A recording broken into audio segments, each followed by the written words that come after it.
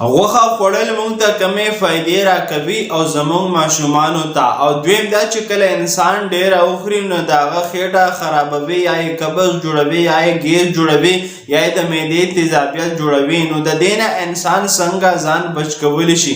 نو د ټولو نه اول کله هم چې انسان غوښه خوري نو فایده یې دا ده چې په غوښه کې دننه پروټین دی، او کله چې انسان ته پروټین میلاویږي نو د هغه کمزورتیا ختمیږي او وجود یې طاقتور کېدو طرف ته درومي. او دویمه فایده یې دا ده چې په دې کې دننه آیرن دی چې د دې سره انسان په وجود کې که د وینې کمی وي نو د هغه پوره کېدو طرف ته ورسره تلی شي.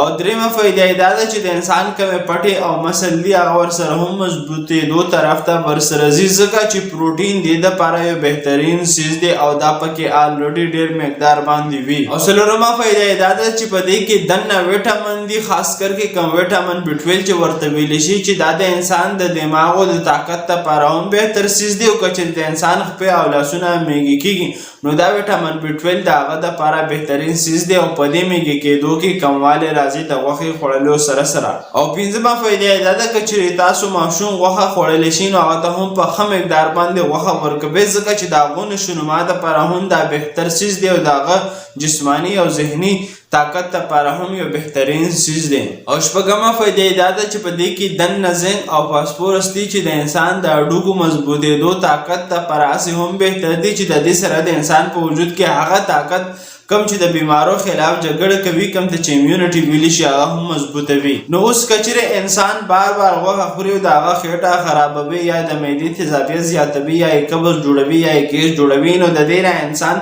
څنګه ځان بچ کولی شي چې دا مسلې ورته جوړې نه شي؟ نو کله هم چې تاسو غوښه خورئ نو تاسو غوښه لږه لږه خورئ، خو خیر بار بار یې خورئ، خو لږه لږه خورئ. د دې سره نیمې ګرمې اوبه خامخا څښئ، سالاد ورسره خامخا خورئ، سوزي ورسره خامخا خورئ، او پی او ماسته ورسره استعمالات خامخا کوي، چې د دې سره دا مسلې ستاسو کمیدو طرف ته ورسره ځي او بیا تاسو ته د معدې د تیزابیت یا د قبض یا د خېټې د ګیس یا د خرابېدو مسلې تاسو ته بیا کمې جوړېدی شي. ورپسې ګرځېدل خامخا ډېر زیات ضروري دی او کولډ ډرنک پسې مه څښئ، چې دا ستاسو د معدې تیزابیت او ګیس زیاتولو کې کوشش کوي. نو دغه شان میډیکل انفارمیشن دپاره زموږ سره اوسئ. او که چېرې دا ویډیو انفارمیټیو وي د خپل فرینډ سره شیر کړئ. او که ستاسو په ذهن کې څه رایه وي یا څه تپوس کول غواړئ نو هغه تاسو په کمنټ کې ووایئ. او دغه شان معلوماتو دپاره زموږ پاڼه ښکلولی شئ. او که چېرې خالص علاجي تاسو ته پکار وي نو زموږ نه تاسو خالص په وټساپ باندې اډر کولی شئ. شکریه. الله